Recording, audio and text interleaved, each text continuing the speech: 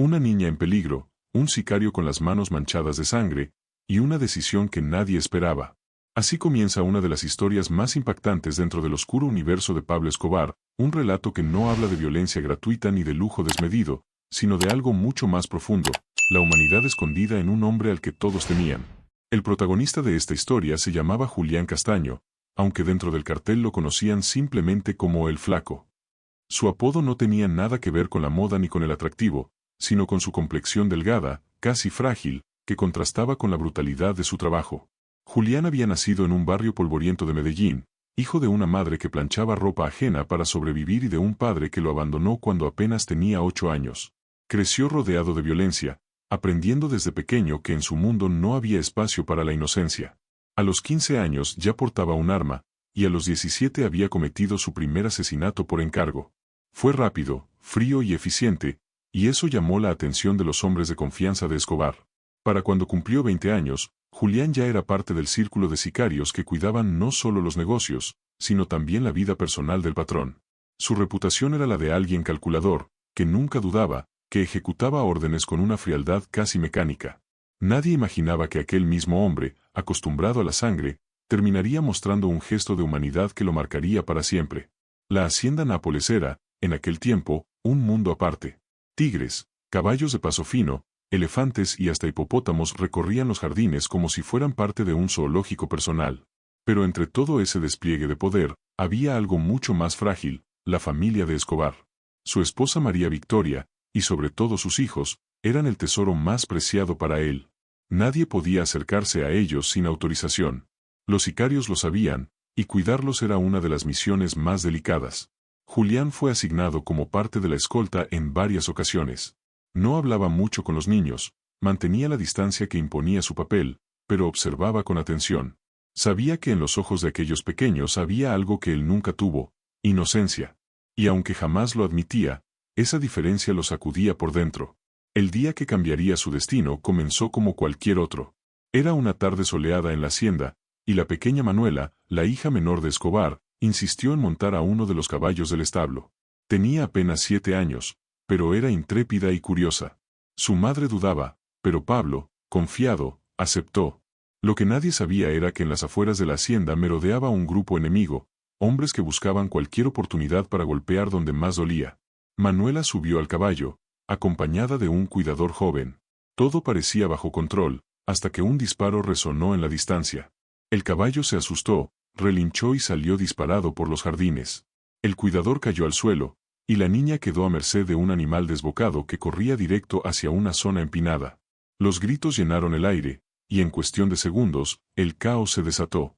Los sicarios se movieron como una manada de lobos, pero ninguno estaba lo suficientemente cerca para detener la tragedia. Fue entonces cuando Julián, que vigilaba desde la sombra de una ceiba, reaccionó sin pensar. Corrió con todas sus fuerzas, más rápido que nunca, mientras el caballo arrastraba a la pequeña hacia lo que parecía un desastre inevitable. El tiempo se detuvo en esos instantes. Los ojos de Julián se fijaron en la niña, que gritaba desesperada, y en el precipicio que se aproximaba como una trampa mortal. Con un salto desesperado, Julián logró sujetar las riendas del caballo. El animal se resistió, se levantó sobre sus patas delanteras, y por un instante pareció que todo se perdería. Pero con una fuerza que nadie creía que tuviera, Julián tiró con todo su peso hacia un costado, desviando al caballo y logrando que se desplomara en el césped. La niña salió despedida, pero cayó sobre el pasto blando, golpeándose apenas con algunos raspones. El silencio se apoderó de la hacienda por unos segundos. Todos quedaron paralizados, sin creer lo que acababa de ocurrir. Julián, el sicario implacable, el hombre de hielo, estaba en el suelo jadeando, con las manos ensangrentadas por las riendas, mientras la pequeña Manuela lloraba asustada pero viva. La noticia llegó a los oídos de Escobar en cuestión de minutos, y lo que sucedería después nadie en la hacienda lo olvidaría jamás. Ese momento, el instante en que Julián se lanzó sin pensar a salvar la vida de la hija de Escobar, no solo rompió con su propia reputación, sino que también cambió para siempre la forma en que el patrón lo veía. Y lo que vino después fue tan inesperado como el propio rescate. El caos en la hacienda Nápoles era total. Los gritos de la servidumbre, los pasos acelerados de los hombres armados y el llanto de la pequeña Manuela se mezclaban en una escena que parecía sacada de una pesadilla. Julián, el flaco, seguía en el suelo, respirando agitadamente, con las manos temblorosas y llenas de sangre por las riendas que casi le arrancaron la piel. A su alrededor, varios sicarios habían llegado corriendo, armas en mano, listos para responder a una amenaza que, por un instante, nadie supo de dónde había venido.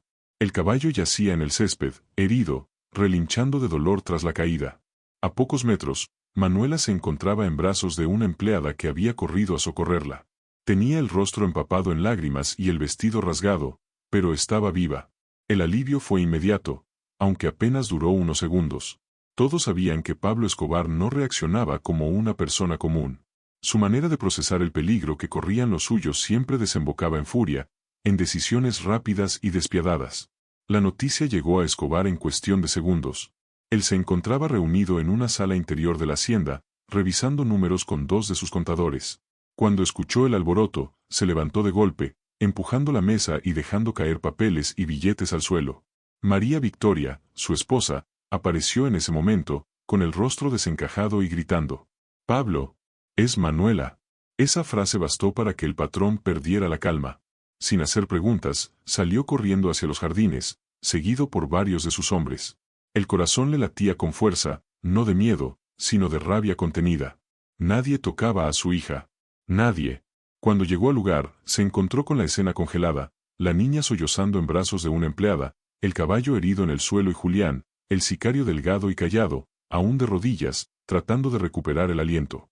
Los demás hombres guardaban silencio, como si esperaran una explosión. Pablo se acercó primero a su hija, tomándola entre sus brazos y revisando cada rincón de su pequeño cuerpo. Al comprobar que solo tenía raspones y golpes leves, cerró los ojos por un instante, como si contuviera un río de emociones. Luego, con una mirada de furia, exigió explicaciones. ¿Qué carajos pasó aquí? Uno de los sicarios trató de responder, pero fue interrumpido por la voz entrecortada de una empleada. El caballo se desbocó, patrón. Un disparo, parece. Escobar giró de inmediato hacia sus hombres. Encuentren a esos hijos de puta ya. Los sicarios salieron corriendo, listos para barrer los alrededores. En medio de esa tensión, Julián se puso de pie tambaleante. Tenía las palmas de las manos destrozadas, la camisa sucia de césped y polvo, pero sus ojos permanecían fijos en la niña, que lo miraba con una mezcla de miedo y gratitud infantil. Escobar lo observó con detenimiento. El flaco había estado allí, lo suficientemente cerca como para lanzarse al caballo y salvar a su hija de una caída que probablemente le habría costado la vida. Durante unos segundos, el silencio entre ambos fue absoluto, roto solo por el resoplido del animal herido y el llanto de Manuela. ¿Fuiste vos?, preguntó Escobar finalmente, con una voz grave, casi contenida. Julián asintió apenas, sin buscar gloria ni reconocimiento. No dijo nada más. No era un hombre de palabras. Pablo lo miró de arriba abajo, como si lo viera por primera vez. Conocía a Julián como uno de sus sicarios más eficientes, alguien que cumplía órdenes sin cuestionar, pero nunca lo había considerado más allá de eso. Ahora, frente a él, se encontraba un hombre que había arriesgado su vida por lo que más amaba en el mundo. «Vos sabés lo que hiciste, ¿cierto?», continuó Escobar, bajando la voz. «Si no fuera por vos, estaría enterrando a mi hija esta noche». La frase cayó como un martillazo entre los presentes. Nadie se atrevía a hablar. Nadie se movía. Todos sabían que el patrón podía reaccionar de mil maneras distintas, con gratitud, con furia, con una mezcla impredecible de ambas. Julián, todavía con la respiración agitada, se limitó a responder: «Solo hice lo que tenía que hacer, patrón». Esa humildad desconcertó a todos. Otro en su lugar habría buscado reconocimiento, habría esperado una recompensa inmediata.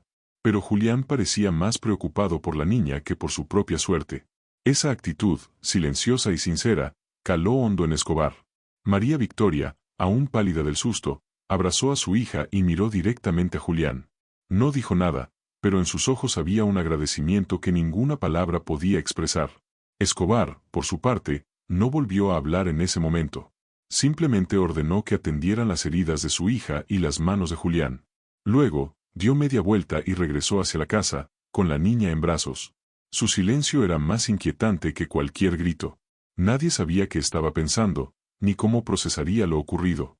Esa noche, mientras la hacienda se mantenía en alerta máxima, Julián permaneció en una habitación lateral, con las manos vendadas, recordando una y otra vez el instante en que decidió lanzarse tras el caballo.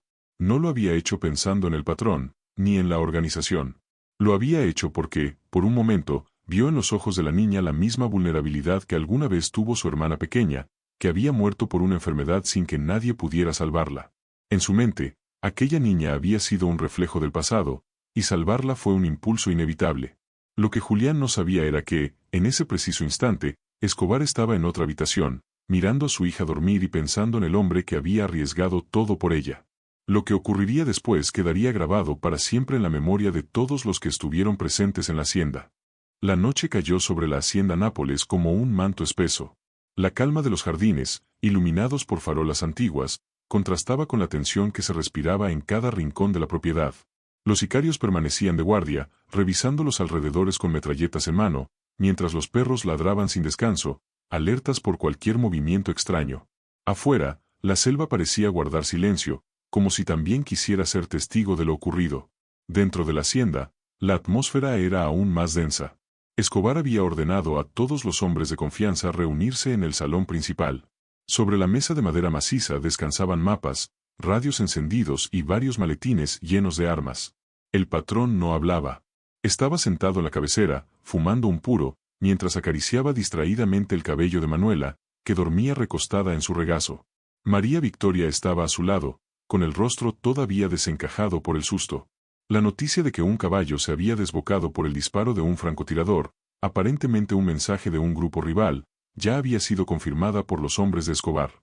Pero lo que nadie podía dejar de pensar era lo que había hecho Julián, el flaco. El silencio en la sala se rompió cuando uno de los sicarios más cercanos al patrón habló con voz grave. «Patrón, con el debido respeto, el flaco puso en riesgo su vida por la niña. Nadie aquí habría reaccionado como él». Escobar levantó la mirada. Sus ojos brillaban con esa mezcla extraña de ternura y frialdad que lo caracterizaba. No dijo nada de inmediato, solo observó a Julián, que permanecía al fondo de la sala, con las manos vendadas y el cuerpo rígido como una estatua. «Acérquese», ordenó finalmente. Todos giraron la cabeza hacia Julián, que avanzó lentamente hasta colocarse frente a Escobar. Sentía cada mirada clavada en él. No estaba acostumbrado a ser el centro de atención. Su vida siempre había sido la del hombre en las sombras, eficiente y silencioso. Escobar lo miró largo rato, sin apartar la vista.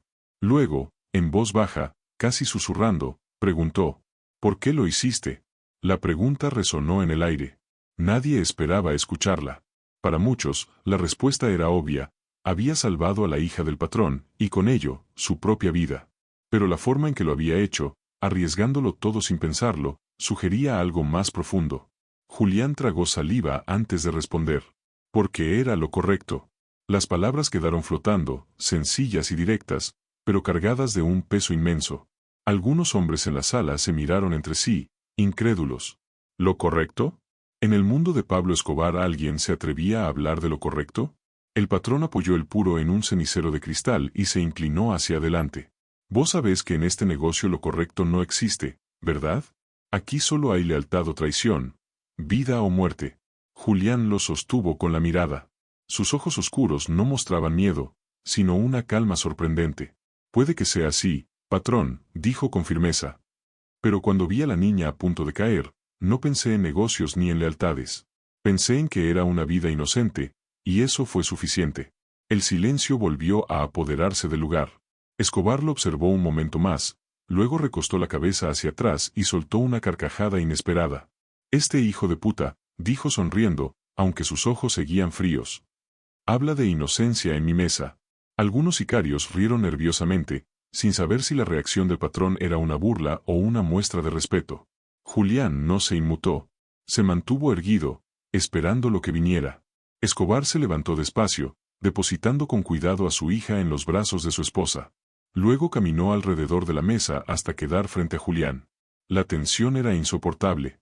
Algunos esperaban que sacara un arma y lo ejecutara ahí mismo, otros intuían que ese momento marcaría un antes y un después. De pronto, Escobar puso una mano en el hombro de Julián. «A partir de hoy, no sos uno más. Sos familia». El murmullo fue inmediato. Aquellas palabras equivalían a un ascenso, a un reconocimiento que muy pocos hombres habían recibido en vida. Ser considerado familia por Escobar significaba entrar en un círculo reducido, protegido y temido a la vez. Pero no todos estaban contentos. En las esquinas de la sala, algunos sicarios se miraban con recelo. ¿Por qué Julián? ¿Por qué aquel hombre callado que hasta hace unas horas era uno más en la organización? La envidia comenzaba a sembrar semillas peligrosas. Esa noche, después de la reunión, mientras todos se dispersaban, Julián regresó a su habitación. Sus manos aún dolían bajo las vendas, pero lo que realmente lo inquietaba era el cambio que había comenzado a gestarse. No buscaba honores ni privilegios, lo único que había hecho era actuar por instinto. Y sin embargo, ahora su vida ya no volvería a ser la misma. En su mente resonaban las palabras del patrón: «Sos familia». Una bendición, sí, pero también una condena. Porque en el mundo de Pablo Escobar, ser familia significaba estar atado para siempre, sin posibilidad de escape. Esa madrugada, mientras la hacienda permanecía en alerta, Julián se recostó en su cama de madera, mirando el techo de vigas oscuras.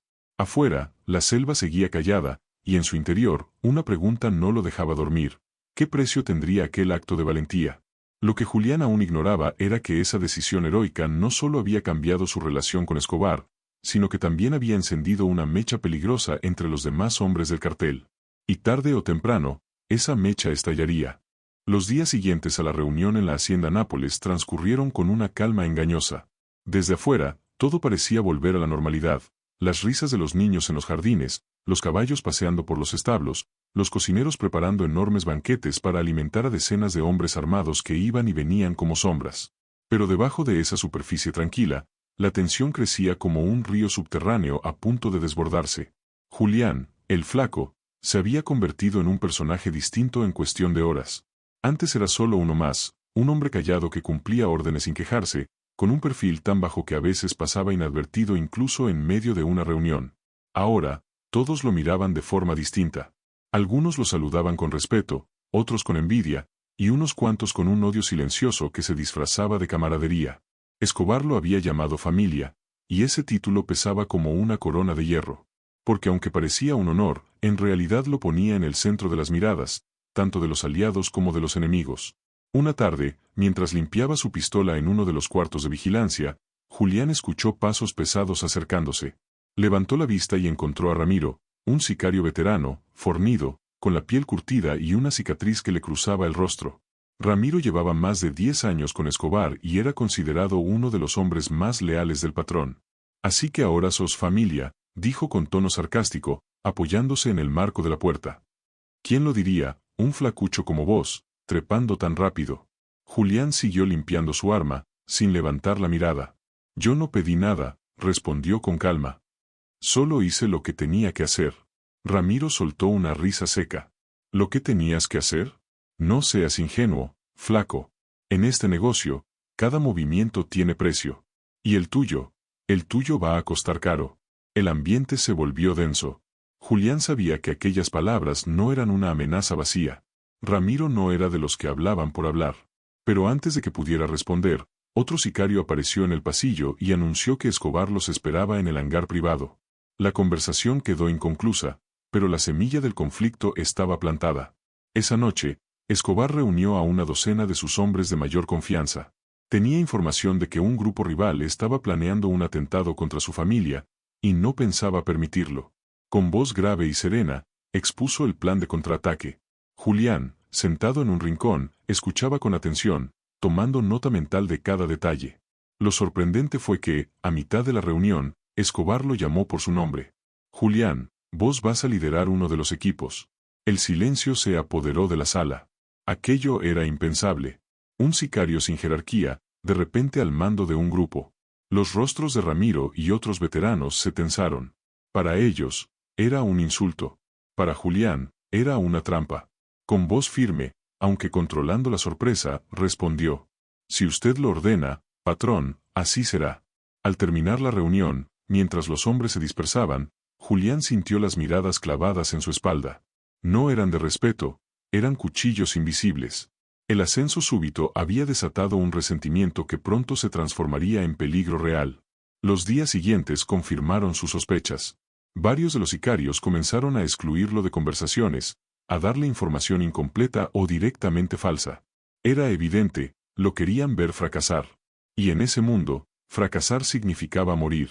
Pero Julián no era ingenuo. Desde joven había aprendido a leer los gestos, a detectar las mentiras detrás de las sonrisas. Había crecido en un barrio donde sobrevivir no dependía solo de la fuerza, sino de la astucia. Y ahora, esa astucia era su única defensa. Una madrugada, mientras revisaba los alrededores de la hacienda, escuchó un murmullo en uno de los pasillos oscuros. Se acercó en silencio y distinguió las voces de Ramiro y otros dos hombres. «Ese flaco nos va a hundir a todos», decía uno de ellos. «El patrón lo ve como un héroe, pero no sabe lo que hace». «No te preocupes», respondió Ramiro con tono frío. «Ya tengo un plan. Y cuando llegue el momento, ni Escobar podrá salvarlo». Julián retrocedió despacio, cuidando de no hacer ruido. Su corazón latía con fuerza. Ahora sabía que no se trataba solo de envidia, era una conspiración. Esa misma noche, no pudo dormir. Se quedó sentado en su cama, con la pistola en la mano, repasando cada detalle. Sabía que debía actuar con cautela. Un paso en falso, y se convertiría en blanco. Pero también entendía que Escobar había depositado en él una confianza rara, casi inexplicable. No podía fallar. Al día siguiente, durante una operación en Medellín, Julián lideró su equipo con una precisión que sorprendió a todos. Cumplió la misión sin bajas, asegurando información valiosa que luego Escobar utilizaría para adelantarse a un golpe enemigo. El patrón lo felicitó públicamente, algo poco común en él. Pero ese reconocimiento solo avivó más el odio de Ramiro y su grupo. La mecha estaba encendida. En la soledad de su cuarto, Julián se miró al espejo. Sus ojos reflejaban cansancio, pero también una determinación inquebrantable. Nunca había buscado protagonismo, solo sobrevivir. Sin embargo, ahora estaba atrapado en un juego peligroso. Ser el protegido de Escobar lo convertía en objetivo no solo de los enemigos externos, sino también de los internos. Lo que aún no sabía era que su lealtad sería puesta a prueba de una manera brutal, y que muy pronto, la misma niña a la que había salvado se convertiría de nuevo en el centro de un destino que parecía inevitable. El aire en la hacienda Nápoles se había vuelto espeso. El verde de los jardines, el canto de las aves exóticas y las risas lejanas de los niños parecían apenas una máscara que ocultaba la realidad. Adentro, los hombres del patrón vivían con los dientes apretados, y la tensión podía cortarse con un cuchillo. Julián lo sabía. Lo sentía cada vez que entraba en una sala y el murmullo se apagaba de golpe, cada vez que un saludo parecía más un desafío que un gesto de camaradería. Había aprendido a convivir con la violencia, pero esto era diferente. No se trataba de un enemigo en las calles de Medellín, ni de un policía emboscando en un callejón. Se trataba de la traición que germinaba en su propia casa. Ramiro, el veterano, había dejado de disimular. Ya no se molestaba en ocultar su desdén. Lo miraba de frente, con esa cicatriz en el rostro torcida como una sonrisa cruel. El flaco estaba bajo vigilancia, y no solo la de Escobar. Una noche, Julián fue convocado junto con otros sicarios para una reunión en la casa principal. Escobar estaba de pie frente a una mesa larga, sobre la cual había mapas, armas y un maletín abierto lleno de dinero. Con tono firme, explicó que había recibido información sobre un plan de ataque contra su familia durante un traslado rutinario a Medellín. «Quiero a los mejores en esta operación», dijo el patrón, clavando la mirada en cada uno de los presentes. «La familia es intocable». El silencio se hizo pesado. Y entonces, como si fuera una sentencia, Escobar señaló a Julián. «Vos vas a coordinar el equipo que custodia a mi hija». Ramiro apretó los puños, pero no dijo nada. Otros bajaron la cabeza, tragando la rabia. Julián sintió un frío en el estómago. Esa misión no solo era un honor, también era una condena. Porque si algo salía mal, la furia del patrón caería sobre él sin contemplaciones. La operación comenzó al amanecer. Una caravana de camionetas blindadas salió de la hacienda rumbo a Medellín. Julián iba en el vehículo delantero, los ojos clavados en el retrovisor y en cada sombra del camino. La niña, ajena al peligro, viajaba en el auto central junto a su madre. El trayecto parecía tranquilo hasta que, al llegar a un tramo estrecho de carretera rodeado de árboles, se escuchó el primer estallido. Una explosión sacudió el suelo, levantando tierra y humo. El convoy se detuvo de golpe. Desde los matorrales, hombres armados comenzaron a disparar. La emboscada había comenzado. Julián reaccionó de inmediato. Saltó del vehículo, rodó por el suelo y abrió fuego hacia la maleza. Su equipo respondió, pero la lluvia de balas era intensa. El convoy estaba atrapado. «Cubran al carro de la niña», gritó con toda su fuerza, tratando de imponerse al estruendo. En medio del caos, notó algo extraño. Uno de los hombres de su propio equipo, que debía cubrir el flanco izquierdo, estaba inmóvil, agazapado detrás de una roca, sin disparar. Julián lo reconoció al instante, era uno de los hombres de confianza de Ramiro. El corazón le dio un vuelco. No era simple cobardía, lo estaban dejando solo a propósito. Sin pensarlo dos veces, Julián corrió hacia el vehículo central. Una bala le rozó el hombro, arrancándole un grito ahogado, pero siguió avanzando. Se lanzó contra la puerta trasera justo cuando una ráfaga de disparos atravesaba el vidrio blindado. Dentro, la niña lloraba desconsolada, abrazada a su madre. «Tranquilas», exclamó mientras abría la puerta. «No voy a dejar que les pase nada». Sacó a la pequeña en brazos y, cubriéndola con su cuerpo, corrió hacia un terraplén cercano. Las balas silbaban alrededor, cortando ramas y levantando polvo. Julián cayó de rodillas detrás de un tronco grueso, protegiendo a la niña con su propio cuerpo.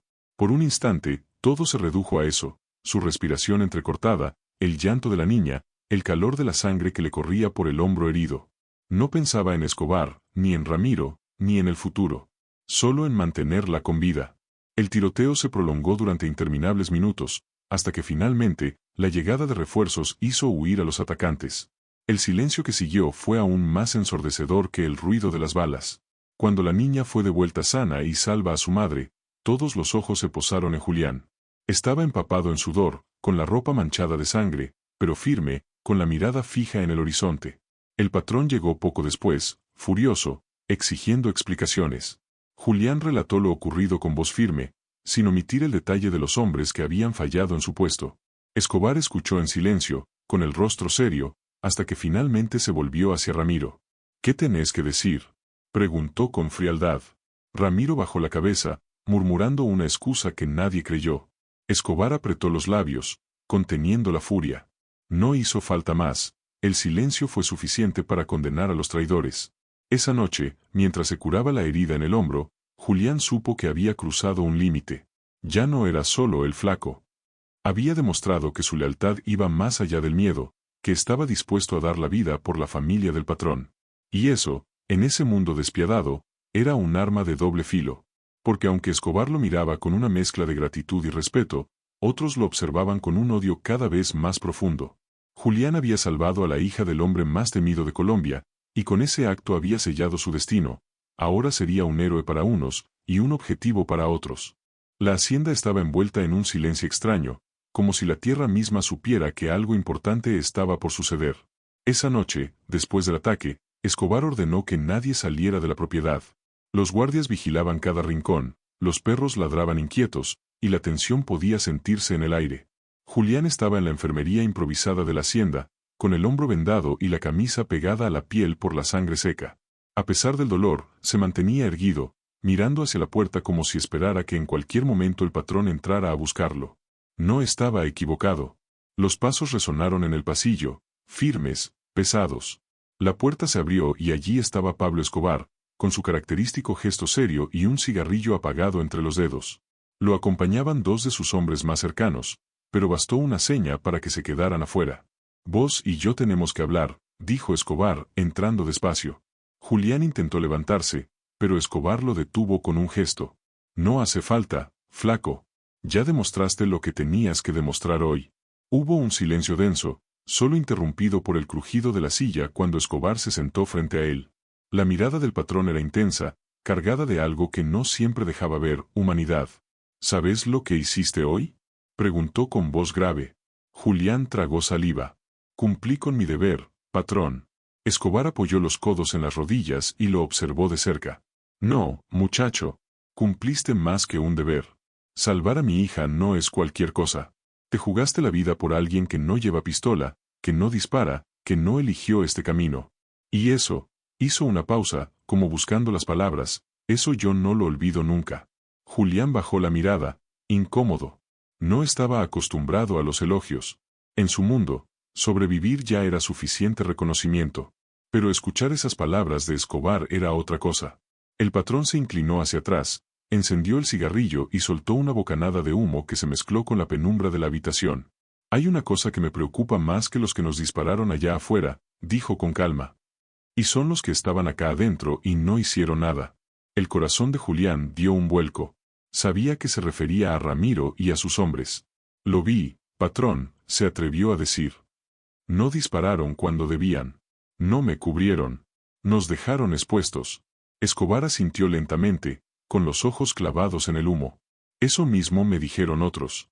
Y eso, flaco, es una traición peor que cualquier emboscada de los enemigos. Porque el enemigo te dispara de frente. Pero el traidor te mata de espaldas, cuando más lo necesitas. El silencio se hizo espeso otra vez.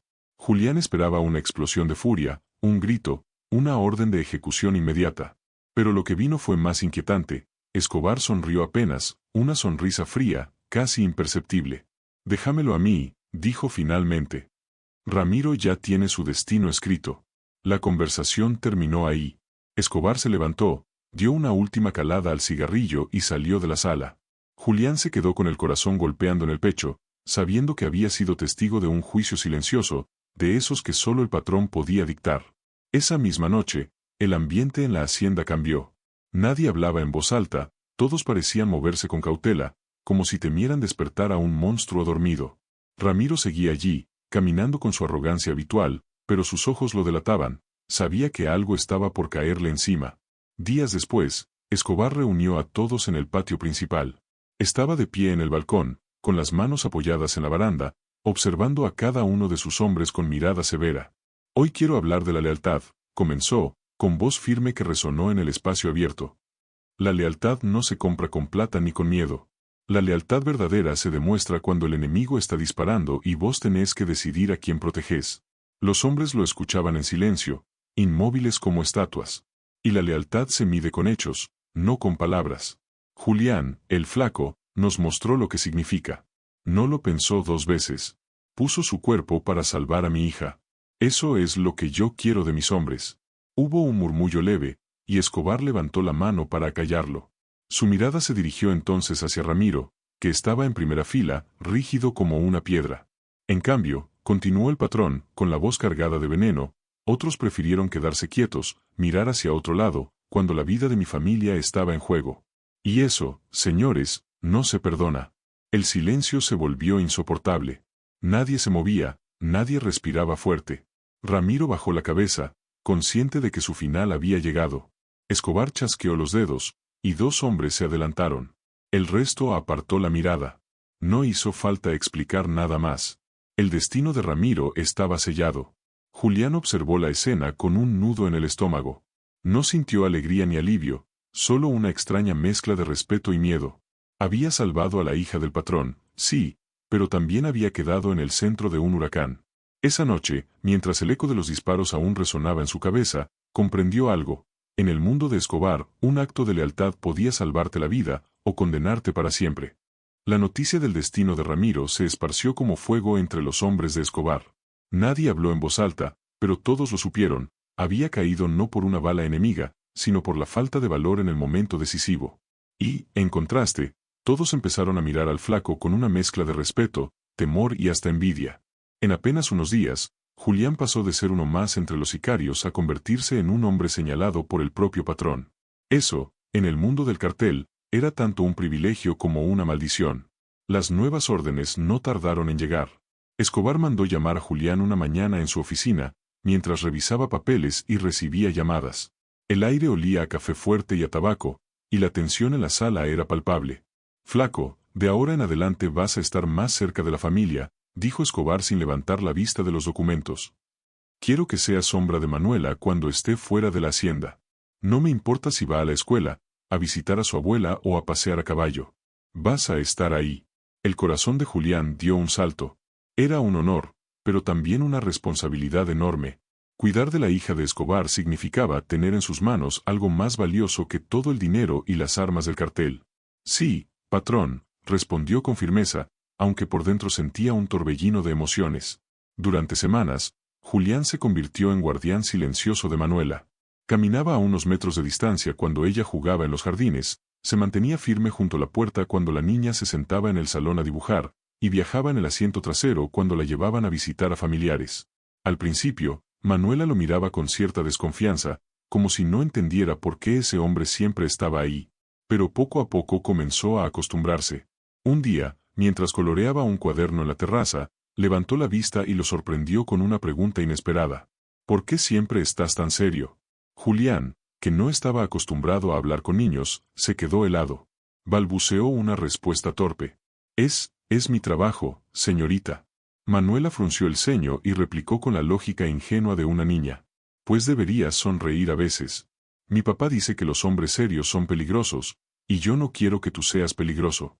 La frase le arrancó una sonrisa involuntaria. Y en ese momento entendió que su misión no solo era proteger a la hija del patrón con armas y vigilancia, sino también darle una sensación de normalidad en medio de un mundo de caos. Esa interacción, aparentemente pequeña, marcó un cambio en Julián. Empezó a ver su trabajo con otros ojos. Ya no era solo un sicario cumpliendo órdenes, ahora se sentía responsable de un pedazo de humanidad en la vida de Escobar, algo frágil, algo puro. Sin embargo, esa cercanía también trajo problemas.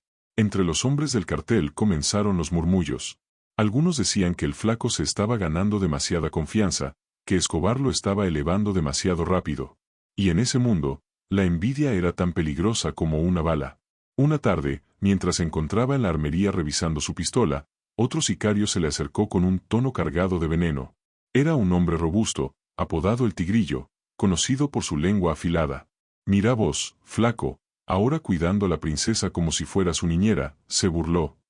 Parece que salvarla te dio más privilegios que a cualquiera de nosotros que llevamos años acá. Julián lo miró en silencio, sin caer en la provocación. Pero el Tigrillo insistió, bajando la voz. Tené cuidado, porque el patrón sube a unos y baja a otros. Hoy sos su favorito, mañana podés ser un recuerdo. Esa advertencia quedó clavada en la mente de Julián. Sabía que no estaba equivocado. La vida en el cartel era un juego peligroso, y la línea entre el privilegio y la condena era más delgada de lo que parecía. Días después, la tensión estalló en un episodio inesperado. Manuela quería ir a montar a caballo, como solía hacerlo en los prados de la hacienda. Julián la acompañaba, atento a cada movimiento. Todo parecía tranquilo hasta que un disparo resonó en la distancia, haciendo que los caballos relincharan con fuerza. De inmediato, Julián reaccionó, bajó a Manuela del animal y la cubrió con su cuerpo, revolviendo la mirada en busca de la amenaza.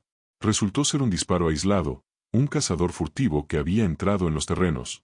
Pero el susto fue suficiente para dejar a todos en alerta. Esa noche, Escobar lo llamó de nuevo. Esta vez no había cigarrillo ni papeles. Solo estaba él, sentado en silencio, con los ojos clavados en Julián. Vos entendés que lo que haces ahora no es un trabajo cualquiera, dijo con voz baja. Estás cargando con la parte más valiosa de mi vida. Y eso, flaco, es algo que no tiene precio. Por primera vez, Escobar le tendió la mano como un gesto de reconocimiento. Julián la estrechó, sintiendo un peso invisible sobre los hombros. No era solo un sicario, se había convertido en alguien irreemplazable en la vida del patrón. Pero esa confianza tenía un costo. Entre las sombras, otros planeaban cómo derribar al hombre que se había ganado el lugar que todos deseaban. Y Julián lo sabía, salvar a Manuela lo había elevado, pero también lo había puesto en la mira. El paso del tiempo empezó a revelar las consecuencias del acto de Julián.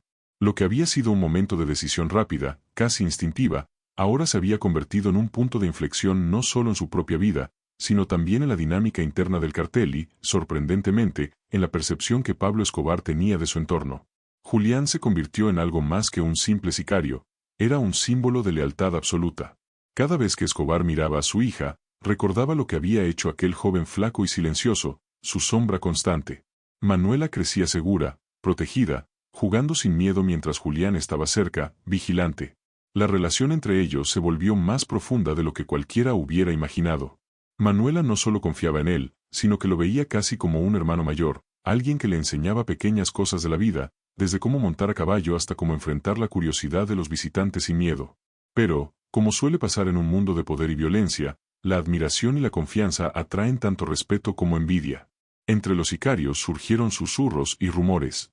Flaco está demasiado cerca del patrón, decían algunos.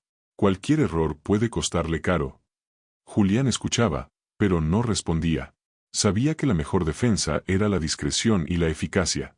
Cada movimiento que hacía estaba calculado, cada gesto medido, porque su objetivo no era destacar, sino proteger. Una noche, mientras revisaba las rutas de salida de la hacienda, Escobar lo llamó al despacho. La tensión era palpable, el aire cargado con la mezcla de cigarrillos, alcohol y la gravedad de las decisiones que siempre pesaban sobre el capo. Flaco, Quiero que entiendas algo, dijo Escobar, mirando fijamente a Julián. Lo que hiciste no fue solo un acto de valentía. Fue algo que cambió la manera en que veo a la gente que me rodea. Nunca subestimé la lealtad, pero esto es otro nivel. Julián asintió en silencio, consciente de que las palabras de Escobar no eran un elogio ligero. En el mundo en que vivían, el reconocimiento del patrón podía ser la diferencia entre la vida y la muerte. Vos sos la prueba de que aún en este caos hay quienes actúan por algo más que dinero o miedo, continuó Escobar. Vos lo hiciste por la niña, no por vos mismo. Y eso tiene un valor que no se mide en armas ni en billetes. En esos momentos, Julián sintió un cambio interno. No era solo orgullo, era una certeza de que sus acciones podían trascender el mundo violento en el que vivía. Comprendió que un acto, por pequeño que pareciera, podía generar un impacto duradero, incluso en un hombre como Escobar, acostumbrado a la traición, la violencia y la desconfianza. A medida que los días se convertían en semanas y las semanas en meses, la rutina se instaló. Julián acompañaba a Manuela a la escuela, vigilaba sus juegos en la hacienda y aseguraba que nada ni nadie se acercara con intenciones dañinas. Pero no todo eran momentos tranquilos. Los conflictos internos del cartel continuaban, y la atención que Julián recibía se convirtió en una mezcla de respeto y celos. Un día, mientras revisaba la seguridad de la hacienda, uno de los sicarios más antiguos se le acercó, con mirada cargada de advertencia. «Flaco, no olvides que estás jugando con fuego», dijo en voz baja. «Todos quieren un pedazo de lo que vos tenés, la confianza del patrón. No todos sobreviven a eso». Julián lo escuchó, asintió y se alejó sin decir palabra. Sabía que la lealtad y la discreción eran sus mejores aliados. Cada acción debía ser medida, cada decisión calculada. La vida de Manuela dependía de ello, y ahora también la suya. Con el tiempo, la historia de aquel acto heroico comenzó a circular, de manera discreta, entre los hombres más cercanos a Escobar. La narrativa no era solo sobre valentía, sino sobre el poder del carácter, sobre cómo un momento de decisión podía cambiar el curso de vidas enteras. Los demás comprendieron que Julián no era un hombre común, era alguien que, a pesar de la violencia y el caos, conservaba un código propio, una brújula moral en medio del desorden. Escobar, por su parte, empezó a mostrar una faceta diferente hacia su entorno cercano. Aunque seguía siendo el capo temido, su relación con Julián le recordó la importancia de quienes actuaban con integridad, incluso en los entornos más oscuros. Aquella acción no solo protegió a su hija, sino que también le enseñó que incluso en su mundo, la humanidad podía manifestarse de manera inesperada. El tiempo continuó su curso, y la hija de Escobar creció con seguridad y cariño, mientras Julián permanecía un paso detrás, siempre vigilante, siempre presente. La confianza que había ganado nunca se rompió, y el patrón jamás olvidó aquel acto que cambió la percepción de su círculo íntimo sobre lo que realmente significaba la lealtad. Finalmente, lo que comenzó como un simple instinto de proteger, terminó convirtiéndose en un ejemplo de cómo la valentía y la dedicación pueden trascender incluso en las circunstancias más difíciles. El mundo alrededor podía seguir siendo violento y traicionero, pero un hombre había demostrado que la integridad y el coraje podían abrir caminos insospechados, incluso para el hombre más poderoso y temido de Colombia. Y así, el sicario que salvó a la hija de Pablo Escobar no solo cambió su destino, sino que también dejó una marca imborrable en la historia del hombre más temido de su época, mostrando que, incluso entre sombras y peligros, los actos de humanidad podían resonar con fuerza y transformar vidas para siempre.